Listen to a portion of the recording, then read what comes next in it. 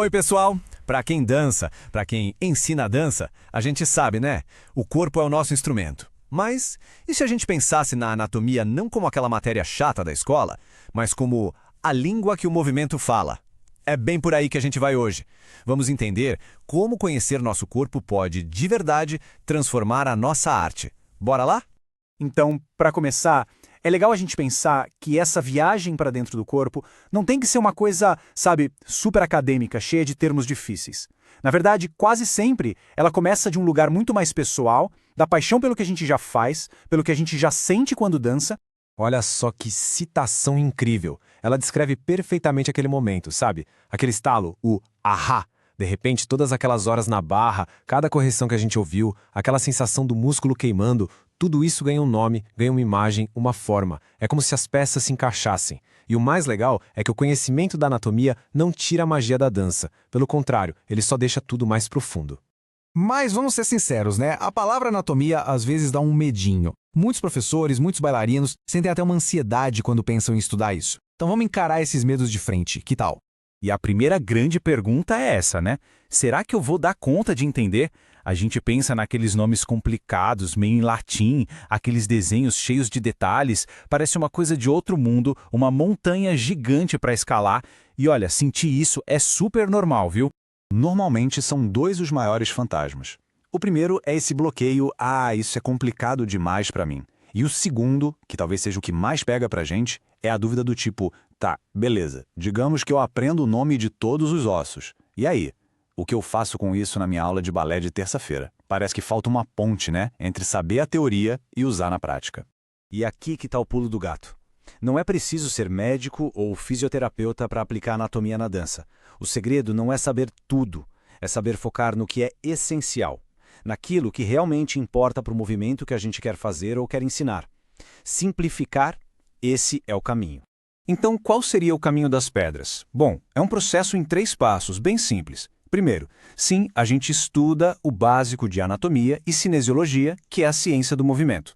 Segundo, a gente estuda o que já ama, a nossa técnica de dança. Seja balé, jazz, contemporâneo, não importa. E o terceiro passo, que é a mágica de verdade, juntar as duas coisas. Porque a anatomia sozinha não faz milagre, mas a técnica, nossa, a técnica ganha uma força incrível com ela.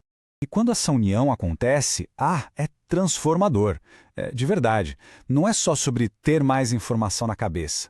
É sobre ganhar uma nova maneira de ver. Quase como um superpoder, sabe, de enxergar o movimento de dentro para fora. E essa citação mostra bem o resultado prático disso. Deixa de ser só um estica o joelho. A gente passa a entender por que aquele joelho não estica. É conseguir enxergar a dificuldade real da aluna e o mais precioso, encontrar as palavras certas para ajudar de verdade. A comunicação muda da água para o vinho. Beleza, mas e na prática?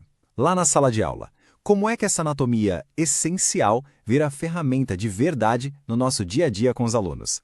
Olha, é mais simples do que a gente imagina. Começa com as palavras que a gente usa. Depois, ajuda muito usar imagens. Pode ser um desenho, um esqueleto de brinquedo ou o nosso próprio corpo como exemplo. Até o nosso toque, sabe? Aquele ajuste na postura fica mais inteligente. Em vez de só empurrar um ombro para trás, a gente consegue guiar a rotação certinha que precisa acontecer.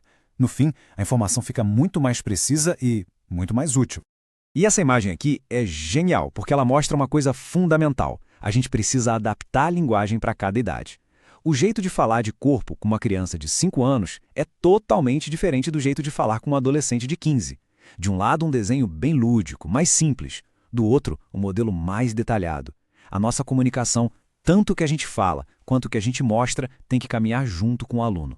E aqui fica super claro, né? Para a turminha menor, a gente fala de mão, pé, barriga, coisas grandes que eles já conhecem. Agora, as crianças um pouco mais velhas, os pré-adolescentes, eles adoram as palavras técnicas. Sério, aprender o que é escápula, clavícula, patela.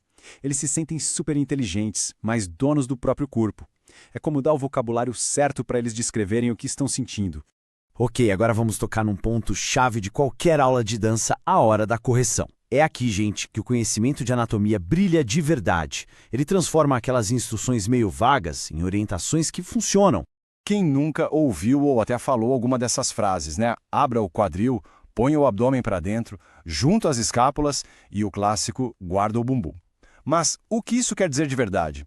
Para o aluno, guardar o bumbum pode ser contrair o glúteo com tanta força que trava tudo. Juntar as escápulas pode gerar uma tensão danada no pescoço. São atalhos que, na boa intenção, muitas vezes mais atrapalham do que ajudam.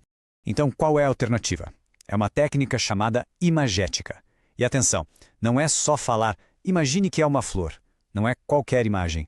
É usar imagens que são construídas em cima do conhecimento de anatomia.